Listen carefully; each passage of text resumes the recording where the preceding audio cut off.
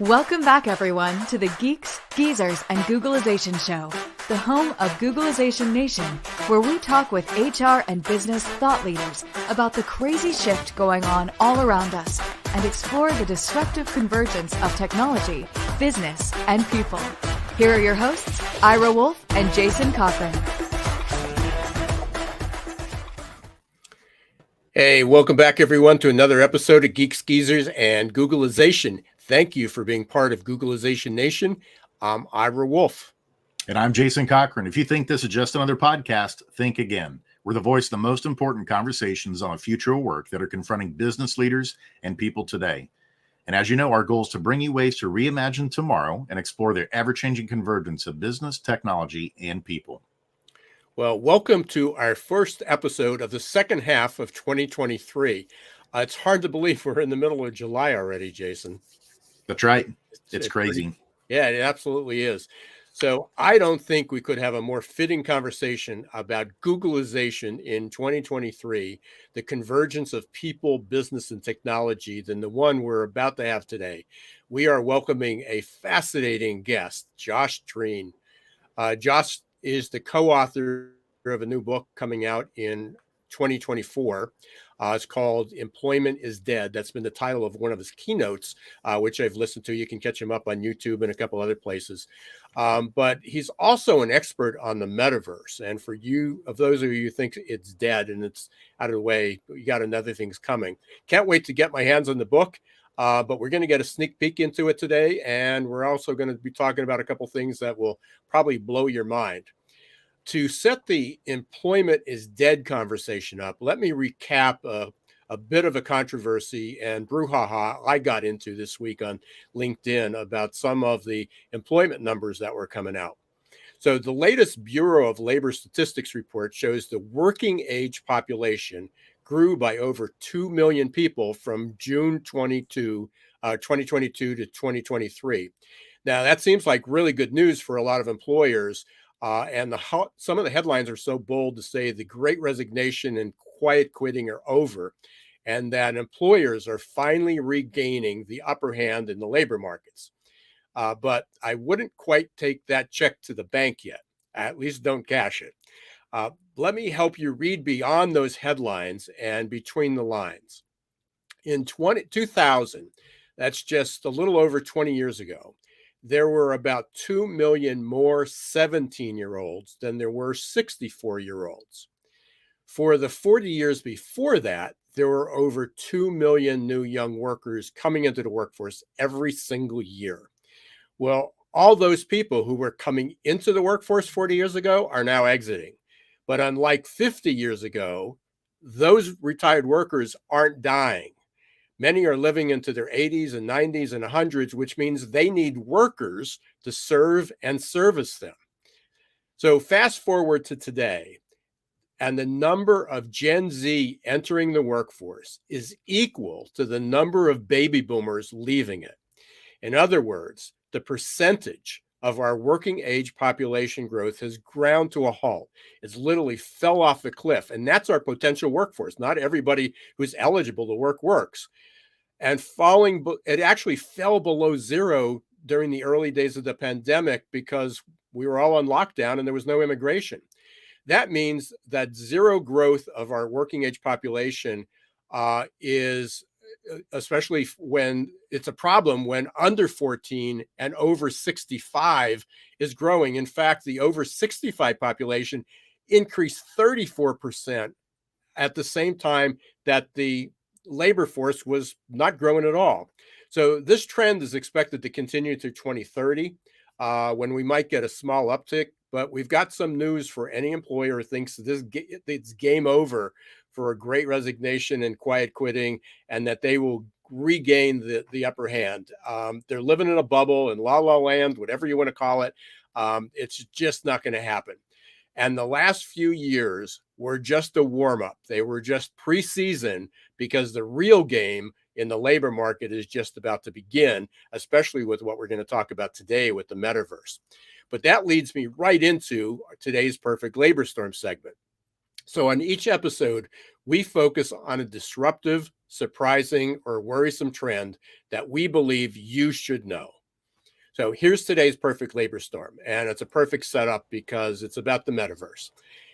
For those of you who thought the metaverse is dead, or going the way of what some of us might remember was Second Life, which about 20 years ago, in our last episode, Doug Hohulin projected we'll have 1 billion users in the metaverse by 2027. So Jason did a little digging on that stat. We thought it might be aggressive or a bit hyperbole. And here's what he found. By 2026, there'll be almost 2 billion people, or 25% of the worldwide population, will spend at least 1 hour each day in the metaverse, shopping, working, socializing, or consuming entertainment. And that's from McCann World Group and Gardner. So real stats. By the same year, the total value of virtual goods sold in the metaverse could be as high as $200 billion. By 2030, the metaverse market will be almost $1 trillion, and more than 50% of people will probably be working in the metaverse within 10 years. And even as soon as the next 2 years, about half of Gen Z and millennials plan to do some work in the metaverse. Crazy stuff. Yeah, Ira, it absolutely is. It just boggles my mind to think about what this is going to look like in the future.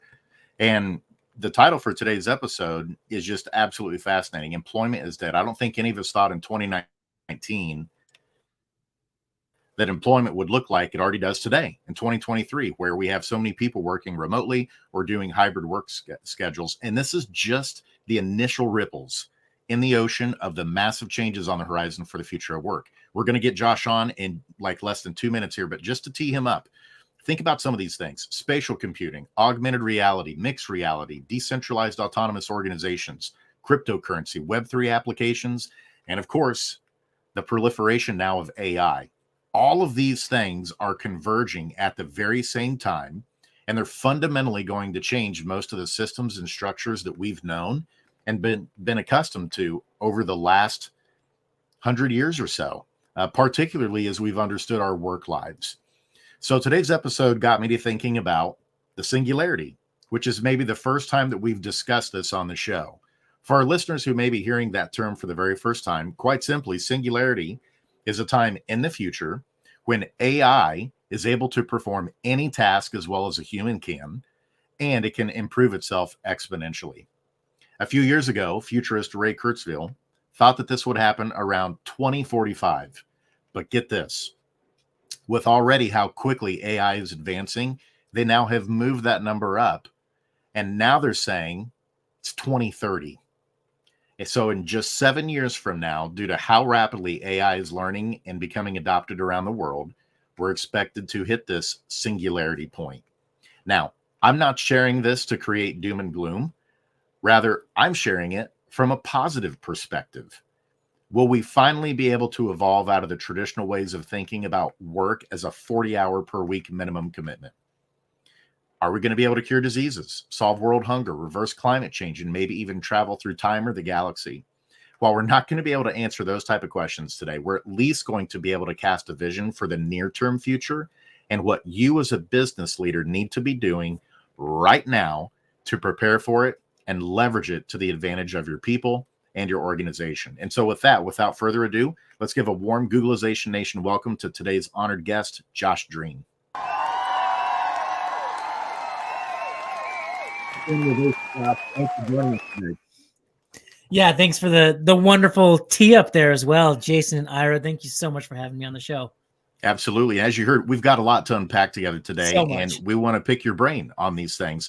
A lot of times we talk about your story, usually with our guest to kick off with, but I just want to get right into the topic of your book, and then we'll circle back around later on in the show to get to know you a little bit better on a personal level. So let's start here. The name of your book that's coming out in 2024 is Employment is Dead. Tell us about that. What do you mean? Yeah, it's a bold claim that I don't think a lot of people are considering right now, especially employers who are looking to the future and seeing all of these emerging technologies. Kind of at this point are excited to put the metaverse on the shelf, Web3, decentralization. that was gone the way of the crypto bro. Thank you. Now we can get back to work. But to your point, Ira, these technologies are emerging very quickly. And I believe that they will take the corporate world by storm, primarily because employees will be driving the disruption. For the first time in history, employees will have the power to choose other options outside of employment that better meet their lifestyles, that better meet their preferences, that better meet what is a fulfilling life for them. And so this book is simply highlighting the fact that these technologies are going to allow the employee or the contributor to work in ways that were previously impossible, that they can work whenever they want, doing what they love from wherever they are in the world. Web3 technologies will radically change our relationship with work, and that's what we're writing about. And so, Josh, for those who are hearing this maybe for the first time, can you paint us a picture of maybe what that looks like? Are you referencing like decentralized autonomous organizations where people may be basically their own business, and then they're doing smart contract work on different types of projects instead of being tied to one employer? Is that what you're referencing it'll look like? That's right. And I think before we talk about that directly, we should probably take a step back and look at the problem itself, the problem that is being solved. And the problem, how I see it, is that employees are unhappy, that the structure of work no longer works for employees. It doesn't work for employers. It's producing diminished returns. And the big problem that we're seeing is simply that employees are unhappy. And when we start there, we can start to play around with what the future of work actually looks like. I think if you're in HR and you're very interested in retaining top talent, in recruiting top talent, in continuing to do business as usual, we've kind of moved away from employee engagement, which has been really hot for decades. And we're still tracking employee engagement. Gallup has been, their workforce poll has been happening for years now. But when you look at that number, disengagement is the lowest it's ever been. At least 85% of the workforce, of the global workforce, is either disengaged or actively not engaged. And that is a shocking number to me, to know that most people at work are not happy, are not enjoying it. They're jumping from job to job. And we're still getting kind of this approach of like, well, maybe we can just like offer better perks or have yoga or snacks in the break room. This engagement kind of come back to the office and we will give you everything that you need to be here as much as possible. Just doesn't work the way that it used to when the big tech was all about that life. And so we have moved into this employee experience design era. A lot of HR departments are very curious about how do we design an experience that employees love? How do we customize their schedules? How do we collect feedback that they give us and implement it in a way that makes the experience better for employees? And Ira, you highlighted this perfectly, right? The economy, or the quote unquote recession, wherever we are today, is kind of being used as an excuse for executives to RTO, or return to the office. But when you look at the numbers there, it's very fascinating to see that most employees don't want to return to the office. Most employers want to return to the office. And I think their argument is the same. Employers want them to come back to the office because of the culture, because we can be more creative, because we can get better work done, and we can be more productive when we're in the same space. And employees are saying, yeah, but look at the numbers. Like, we've been productive and we've been able to build a lifestyle around our work instead of making work the central part of our lifestyle. I don't want a 9-to-5 anymore. I want to be able to pick up my kids. I want to be able to not have to commute. I want to be able to work in a way that I want to work. And so there is this kind of conflict of interest going on there. So who's right and who's wrong? I just want to say that, like, when you look at the overall state of employment, it's because a lot of workers are unhappy. Corporate America is extremely extractive. They don't get to own their own creativity. They don't get to exercise their agency. And I just believe that in today's world, they are being, disengaged, and they're jumping to another employment opportunity. In the future, they will jump to a Web3 model that better serves those needs. Yeah, Josh, you're dead on, and I love you brought up Gallup, and I talk about that all the time, and in fact this year everybody was hanging their hat on that. It actually, engagement hit a record high.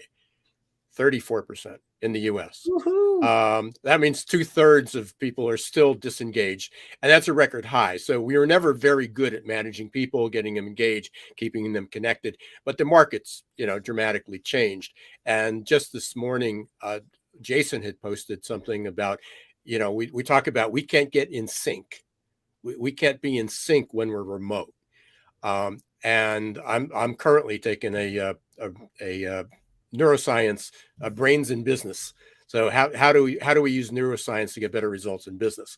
And there was just a study that came out that there were two people 130 miles away, up actually near Harvard, and I think it was Harvard and Dartmouth, and they were both in MRI machines, and they were working together to create a story. They were just talking to one another, and by the end of the time, they were their brains looked identical. They were perfectly in sync. So the reality is we can do it. We just haven't done it before. It's just not new. I heard you say something, and I'm going to probably botch this quote, but it was in might have been from your keynote, that Zoom was not designed for human interaction or human connection. It was just a way to communicate. So when we were all thrown into that experiment 3 years ago, and we were forced to do that and go, see, remote work doesn't work. Well, it was because we were using a really primitive technology to be able to do that. I mean, that's a really stringent point, right? Is because we're all arguing over the same thing, right? Whether you want to call it culture, whether you want to call it, being a family at the organization. These tools that we are using to do remote have allowed us to go remote for the first time ever, really. Like the entire workforce went remote, and we had enough of a tool in front of us to be able to communicate, to be able to send a message quickly and get a quick answer. But Zoom and Slack are not a workplace. They are tools that we use. And we are missing some of those serendipitous connections in the workplace, like running up to someone before a meeting to sync and get ready, or to catch your boss really quick after a meeting just to ask a quick question, instead of having to find some time on your calendar and jumping in and making it happen. And so my argument is that we can create a culture that allows for rich human interaction, and we can do it virtually. We just aren't there yet. That's the glory of the metaverse, is that we can get to a point where we have a digital twin that is powered with AI that helps us interact more efficiently with our peers virtually. And so now we have a confluence of two worlds where we have the best of both worlds. It's not being more digital, more robotic, AI is taking over the world. It's being more digital and more human. And that's what I believe, and that's what we're pushing forward with at the Work3 Institute. I think we have 3 generations represented here. And Jason, you may sort of remember this. You may have been on the back end, and Josh, you may not have been around when this happened. But and I just was in a conversation with this morning with a couple of peers on another podcast, is in the 80s, the biggest crisis, the biggest reason for distraction and low productivity in the workplace was the lunchroom and the water cooler. And isn't it amazing that now we're talking about the moments of serendipity when they happened? And when did they happen? Around the water cooler and in the lunchroom. And we're trying to recreate those, but those were banished for years. Managers complained about how they were a distraction and people weren't doing their jobs and they weren't working. And now it's like, that's what we miss. That's but it's real. That is true. But just as I'm sure we're going to talk about this a little bit in the metaverse, is there, because you don't even need the metaverse to do it. There are ways to get in sync and to have those creative moments, even through something like StreamYard, like we're using now, or through Zoom or through Slack. People are doing it. They're just doing it differently. Right. And before we jump too far into the technology side of things, I just want to say that I think we're having the wrong conversations. It's not to RTO or to not RTO. It's not, well, you guys aren't working well enough from home because we don't have visibility into your workflows. it's not about management being more efficient at driving productivity.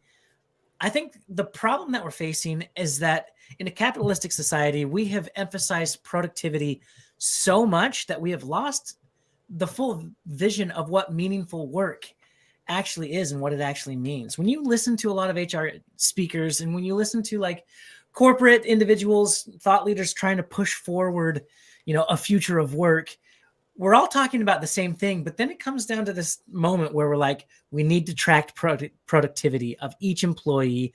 All of our employee experience initiatives should be driving productivity. We should be measuring it, and we should be increasing that quarter over quarter over quarter. And I think that's wrong. I just do not think that that is something that, and it's not just me, it's the younger generation who's just not going to accept that as good enough for their life. We need to also consider the other end of the equation, which is fulfillment. Is the work that you do meaningful? Does it bring you joy? Is this something that you want to do? And employment has never allowed for that element to come in and have its place. It's all complete a task. You're contractually obligated to give me your hours from 9 to 5. You do everything that, a central group of decision makers tell you that you need to do. And that is how we are productive. And while that worked really well in the industrial age, we are no longer there. We no longer are in a factory trying to push a button and get work pushed forward in that way. We live in an age of information and creativity where the next thing needs to happen today. We don't have enough time to let it go up the chain for executives to sit on it for a while and to come back down. We need to empower our frontline employees to be able to make decisions, to be able to pivot quickly and understand where they're headed, and also to bring back some of those fulfilling elements. And so what we do at the Work3 Institute is we help employees and employers bring back some of those elements that are missing in the equation so that people will find joy in the work that they're doing and thus be more productive in the long run. Because as you know, with Gallup tracking these numbers, when we are happy at work, when we are fulfilled, we are more productive. It's just never been an emphasis because we are stuck in this, what's happening today? What are our Q1 deliverables? Yeah. And Josh, the same thing. Oh, sorry. Go ahead, Ari. Yeah, let me just throw something in. I forgot to mention this before. Because when we were talking about those engagement numbers, is Gallup now started to measure thriving as well as engagement. So what's fascinating is that, hey, we got 34% engagement. Yeah, but you only have 9% engaged and thriving.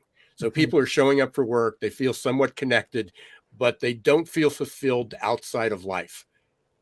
And that's the risk. So when you only have 9% of the working age population that are engaged and thriving, that's the problem.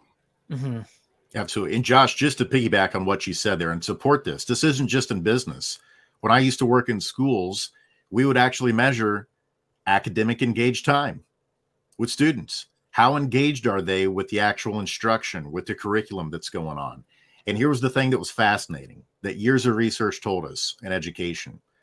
You know how you get better engagement from students? They have skin in the game.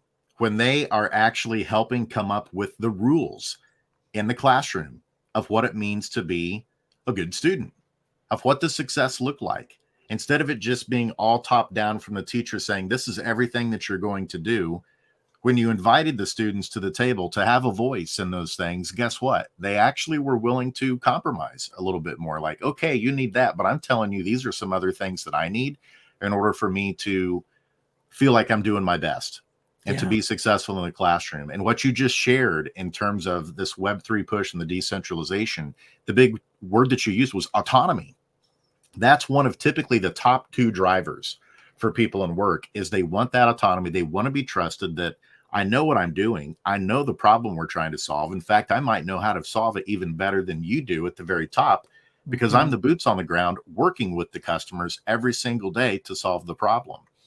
And a lot of times those bureaucratic ladders, they get in the way, actually, the thing that they say they care about, which is productivity.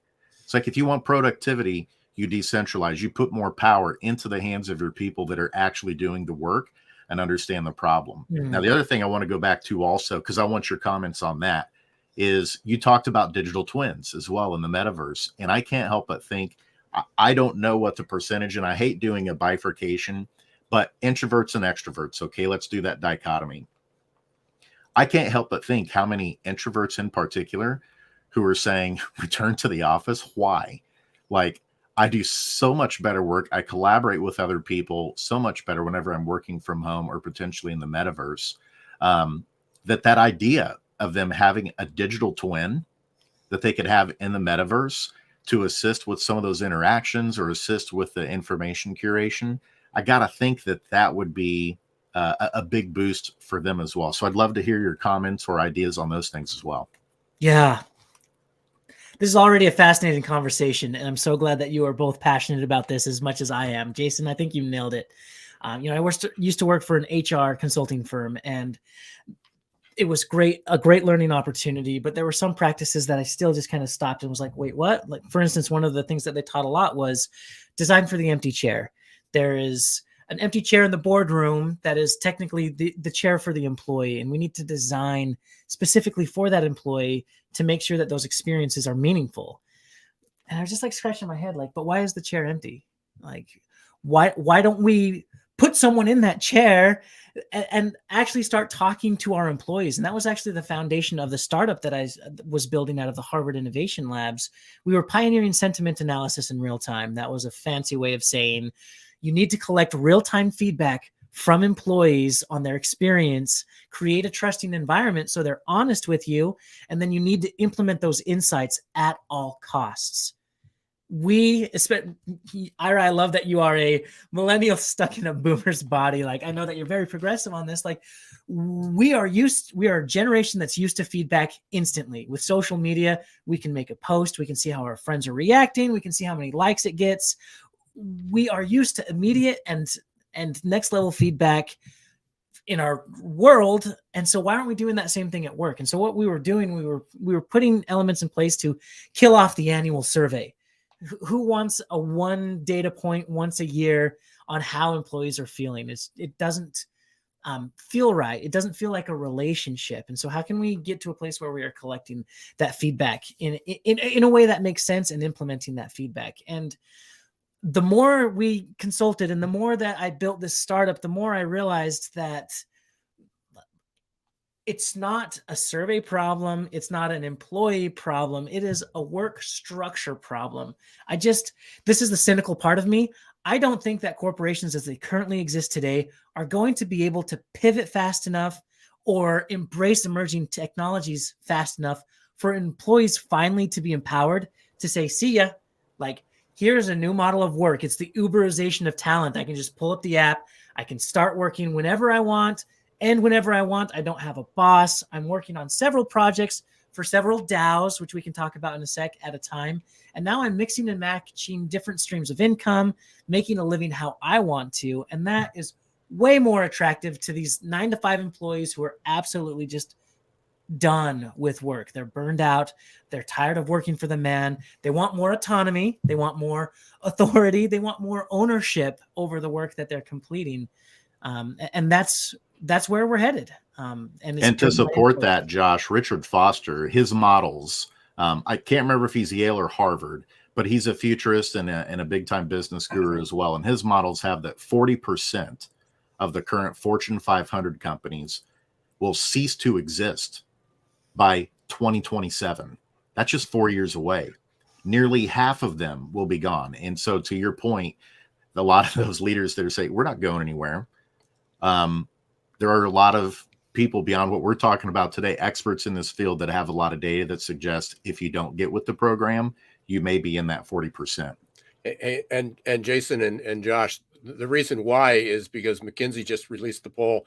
85% of CEOs on the Fortune 500s say they don't believe they have the capability to adapt fast enough to the future of change. There it is. So, yeah, I mean, 85% of CEOs of the Fortune 500 says they don't believe they have the capability to keep up with the pace of change.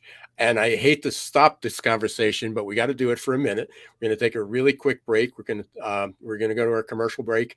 But we've been incredible conversation with Josh Drean And we're talking about the future of work. Employment is dead.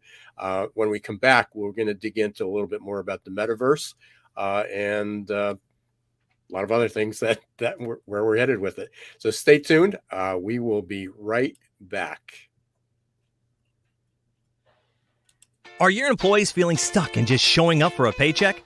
Is your workforce working harder to get back to normal than adapting to the future? It's time to help them break their addiction to certainty and develop a growth mindset. Developed by one of the world's top-rated future of work thought leaders, AQ Plus Mindset is a powerful tool to help your employees embrace change, adapt faster, and grow on the job. Conveniently delivered to any smartphone or laptop and easy to digest 5 to 10 minute lessons. Managers can sit back and watch employee attitude shift towards growth and innovation in just 30 days. Are you ready to help your employees? Are your employees feeling stuck and just showing up for a paycheck? Is your workforce working harder to get back to normal than adapting to the future? It's time to help them break their addiction to certainty and develop a growth mindset. Developed by one of the world's top-rated future of work thought leaders, AQ Plus Mindset is a powerful tool to help your employees embrace change, adapt faster, and grow on the job. Conveniently delivered to any smartphone or laptop and easy to digest 5 to 10 minute lessons. Managers can sit back and watch employee attitude shift towards growth and innovation in just 30 days. Are you ready to help your employees thrive in this ever-changing, never-normal world? Encourage them to show more grit, resilience, adaptability, and unlock their potential? The journey to a growth-filled future starts with a growth mindset.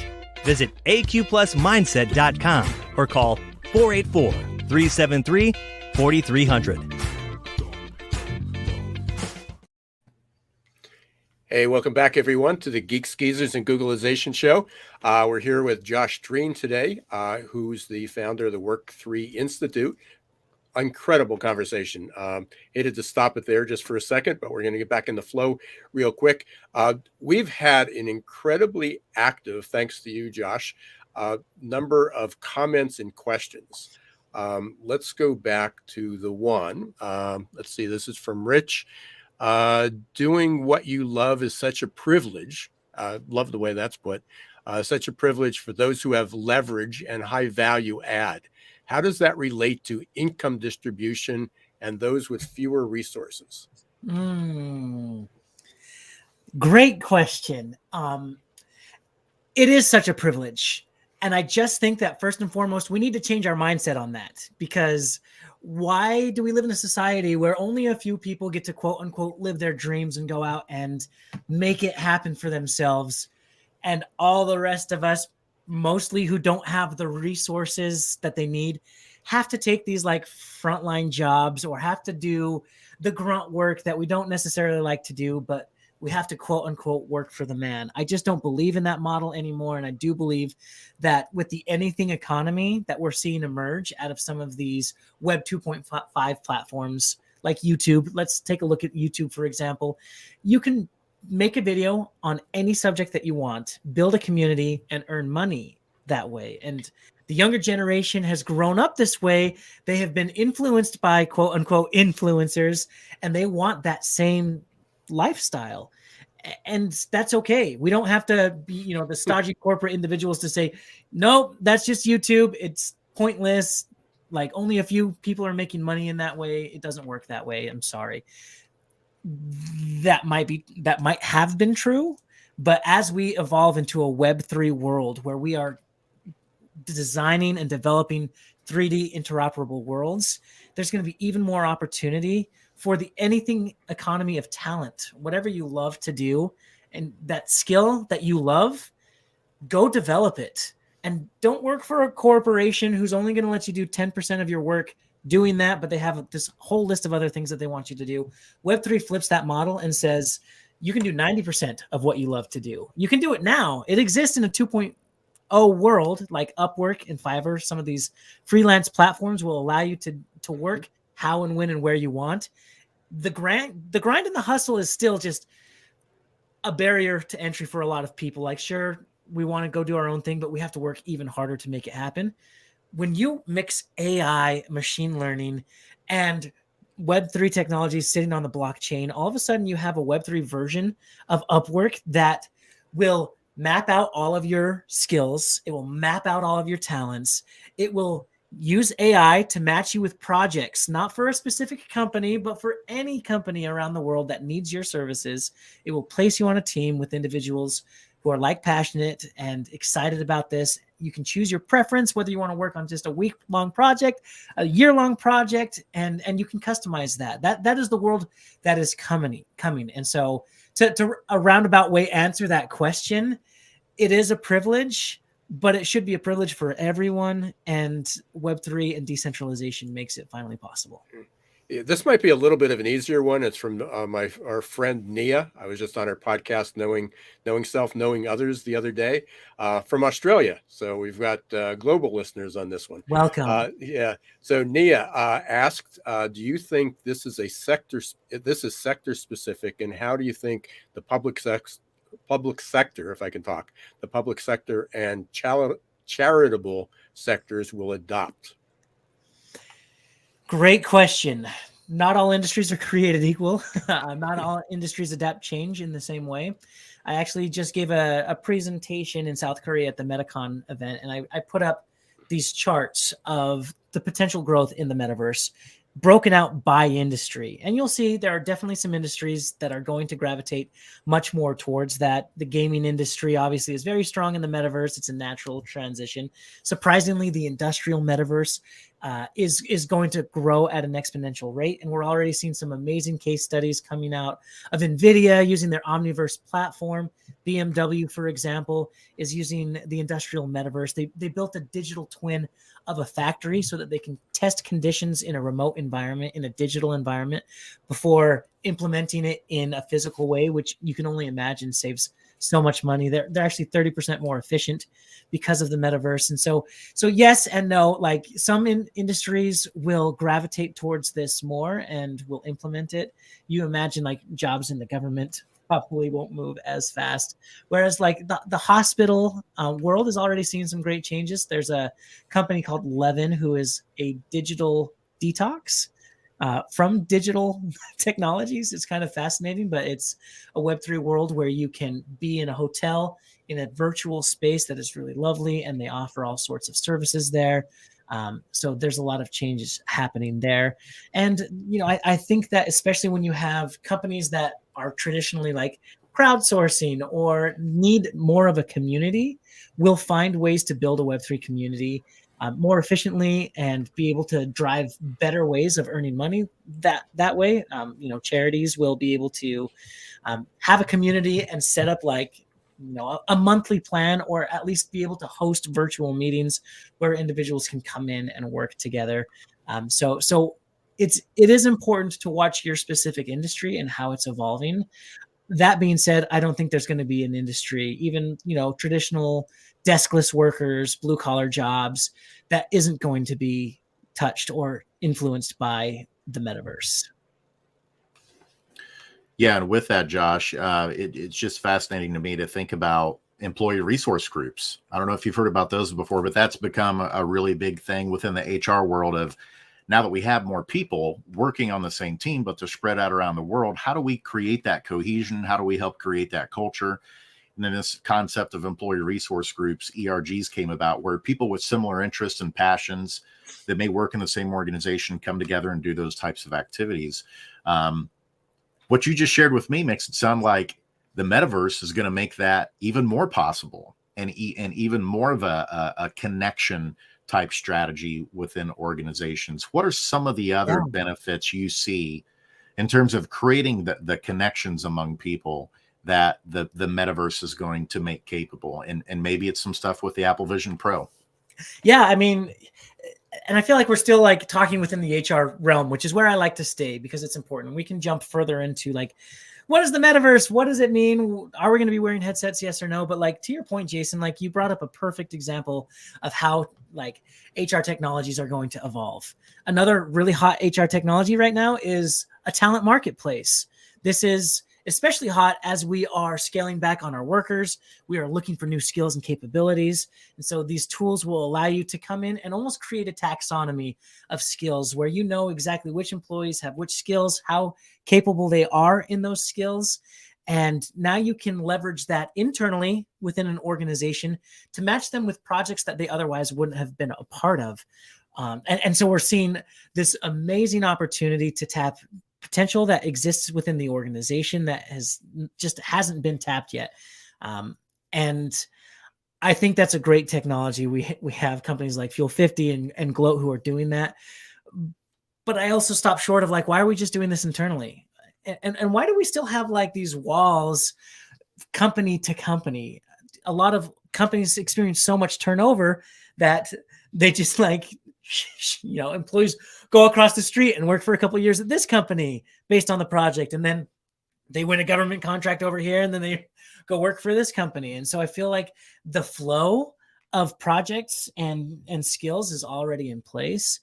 But I do think that we are going to standardize that on the blockchain to where now you as an individual don't just need a LinkedIn profile to tell people what you do and what you love, which is a self-reported way of doing it. It still blows my mind that we are still accepting self-reported resumes and we just believe that they are real, and potential employees, candidates are just assuming that the job description is going to be exactly what they're doing. Which there's a lot of memes out there that you can see of like, you lied to me on your resume. And it's like, well, you lied to me about the job description. We won't have those issues down the road because all of it will be stored in a crypto wallet on the blockchain. So you know which courses you've taken, you know which certifications you've done. And it's not just trying to prove it to a human. It's AI scrubbing that data and that information and matching you with projects that make sense based on where you're at and where you want to head. Yeah, not only were the resumes and the job descriptions fabricated, but then they built algorithms around it to do the selection and the management and the performance reviews. It's perfect. It's a perfect system. Josh, you had a question, and I'm going to throw it back at you. I think you asked this in one of the videos that I watched. And I think this relates back to HR because I know people are trying to figure out, it's like, so we're going to have all these people walking around with these, these headsets, like that, which is another question is like, how soon are we going to get rid of those? But the question you said, I think you brought up was, what's it like watching a baseball game or going to a concert or a hockey game or a soccer game in the metaverse? How is that different and even better than being there? Whew. You teed me up on that one, Ira. I appreciate that.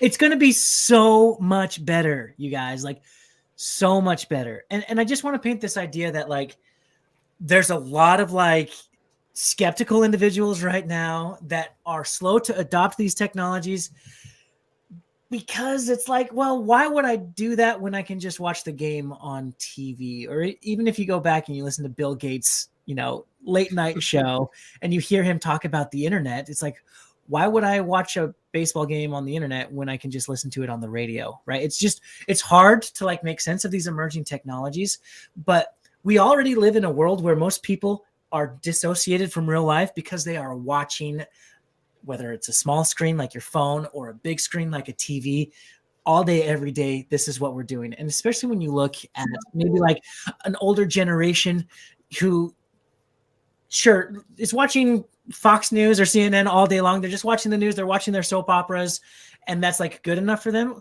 Well, what if you could actually live that life? What if you could go sailing with your buddies that are somewhere else in the world and travel is just miserable? You don't want to go there, but you can get on a sailboat together. You can like use those skills that you used as a young man to be able to navigate these digital waters. Like that's the kind of technology that we're seeing being adapted. I think that's when the value really takes off. There's a friend of mine, we work out of a co-working space, and he's more of a millennial stuck in a boomer's body as well.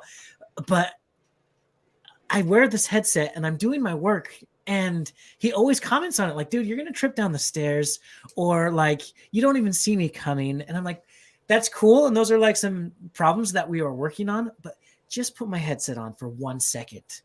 because I don't think you realize how far along we are and how immersive these worlds are. And he just put it on, and it changed his life. And so, yes, we still have a long way to go to adopt these technologies. And by the way, 171 million people own a headset across the world. So that's already a promising number. And yes, like Apple is getting into the scene. You think the metaverse is dead, but yet Apple launches this Vision Pro. Like, that should be a signal that we are moving this way a lot faster. But it's important to like look how Meta launched their metaverse versus how Apple Vision Pro launched their spatial computing system. It's like Zuckerberg had to launch a vision. He had to say, this is what it's going to look like. And within a year, we're not there. So it didn't work. Plus, do we trust Meta is a big question. Whereas Apple, which is, I think, a reputable brand that has consistently put out products that make sense, their approach was here's the value that you generate using our products today. Here's how we're going to enhance that a little bit, avoiding the word metaverse, avoiding the word AR, VR, XR, and just focusing on where we're at today. I don't care if we call it the metaverse or not, but I am saying that it is time to focus on these technologies, what they mean for us, and find ways to be more productive. As someone who is... Go ahead. I was going to say, as someone who has sat through many football games, sporting events, concerts, been in lines at amusement parks, the idea that I could have an incredible experience, have the best seat in the house from my home, sign me up. Especially if I'm tagging along my 4 younger sons. It's like, if this is going to make it a lot easier to do some of those things and create memories, I'm all for it. Yeah, considering that we went to a concert about 4 weeks ago, and it took us 4.5 hours to do an hour-and-a-half trip to get down there and then drive back. Yeah, I'm game. But I wish I can pull this up, and unfortunately, we're getting pretty close to the end here. But I have a clip, and this is about 4 or 5 years ago. So my mother and father-in-law, who were both they both recently passed in the last 2 years, but at the time they were like 92 and 96, somewhere in that ballpark. They came to visit, and I had my headset, and we said, "Oh, try it." And they go, "They can't." Well, my mother at least used a computer. My father-in-law was little. He was the polar opposite of a digital native. And, like a push button phone was modern technology for him. And we put it in, and a little concerned about getting the dizziness and stuff. Well, couldn't get my mother out of it. I mean, she's like, "Where are you, Mom?" And she was, she was in India, and she was in Bangladesh, and she was in some falls in Africa and on the safari. And then we asked my father-in-law to go in. We asked Pap to go to put it on, and he's sitting there. No, I don't want to do this. And go, "Come on, just try it." I put it on. An hour later, I don't know where he was. And so, the vision that you just described is, once people get that experience, what it feels like to be in an event, to be at a concert, to be at work. It's like, how could that feel different? Because we're still using that 2-dimensional screen like we're doing now. That it's odd, it's awkward. I mean, this is comfortable for us because we've been doing it, but it's still not the same as being there. But when you're sitting there and peering around, and you can say, "Hey, I want to change my seat, and let's go on the field. What's it look like from behind the bench or behind the goal?" Or backstage, completely different. And I also want to look at the other end of the spectrum, to the younger generation, who is a no-brainer adopting these technologies. They've been living in the metaverse via Roblox and Fortnite for a really long time. They already understand the concept intimately, and they're more than excited to be able to put on their headset and watch their favorite esports team in Las Vegas dominating, and get to participate in ways that were previously unimaginable. And so when I look at the work environment and where we are today, we have, a generation that has been in quote unquote power for a long time. We've had C-suite executives who have kind of run in a specific way and have done work one way their entire lives. And then we have this like emerging generation that the concept just doesn't make sense to climb the corporate ladder. They don't even want to do that. And so it's interesting that, like, when I was a young millennial going through college, I saw an emergence of all of these articles saying we're lazy and we're entitled, and since have debunked that myth, if you will. But millennials complied. We're like, oh, this is what work is like. I guess we'll just do this. Shrug. The younger generation will not comply. They have 9 screens up in their home. They are playing video games while writing an article on ChatGPT, while marketing their merchandise that they're selling on YouTube. They have a different perspective of value generation, and corporations do not know how to capitalize on this. We are so far away from being ready for a new generation to join the workforce. And that's why I'm a huge proponent of Web3 and the metaverse, is because I see my 7-year-old son get in on his VR headset and play gorilla tag with his buddies that he's made all over the world. And that is valuable for him. And we have to build that work environment for them. Josh, we could keep going on and on. In fact, I think we're going to have to do another round of this to dive into multitasking. You just talked about multitasking, and the things we've always heard is we can't multitask, but maybe we are evolving into the ability to do that, maybe with brain machine interfaces, Neuralink things that'll eventually come along too, that we'll be able to do that even more in the future of work. But as we get ready to wrap things up today, we're going to move into what we call our lightning round segment. We're just going to ask you a few questions on a personal level. So these are going to be softballs compared to the stuff we've talked about today, just to help the listeners get to know you a little bit better. Are you ready? I'm ready. Cool. Let's start with a fairly easy one. How about a favorite song or musical artist? Ooh, good question. Right now, I'm really excited about Taylor Swift. Swiftie. Yeah, that's the first time we've had sure. Swiftie answer. I love it. I'm all about that, but I'm a huge EDM. I love Marshmello. I love anything electronic coming out of the world, but anything my kids listen to as well is obviously, we have to listen to the Pokemon raps. That's just what we're doing right now. I love it.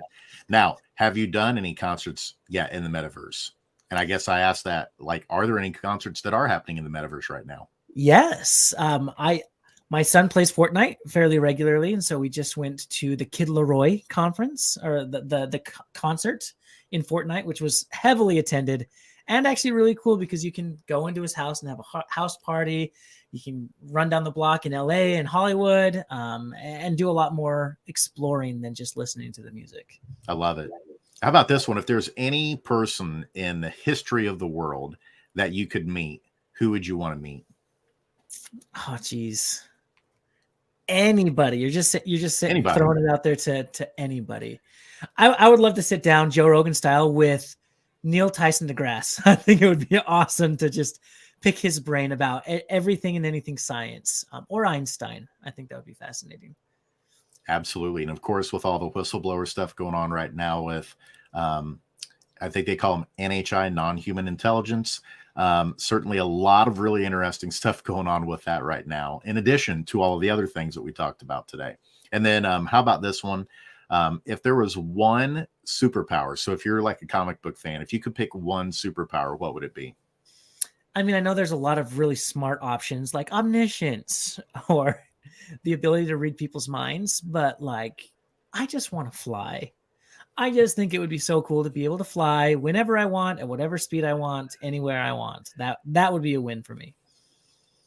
I love it. We've had several teleportation, but I think this might be the first one where we got flight, which is really cool. Well, Josh, this has been an incredible conversation. Again, for those who are listening, Josh Drean, he's one of the founders of Work3 Institute. You can go to work and then the number 3.me to look at the work that they're doing to help organizations and people prepare for the future of work and prepare for Web3. What are some other ways that folks can get in touch with you, Josh, and the work that you're doing? Yeah, for those of you who love Web3 platforms, at Josh Drean, you can hit me up on Discord. We have a server there. Threads, can I throw that one out yet? Oh, yeah. Hit Absolutely. me up at Josh Drean on all social platforms, TikTok, Instagram, LinkedIn, Facebook, YouTube. Would love to see you there.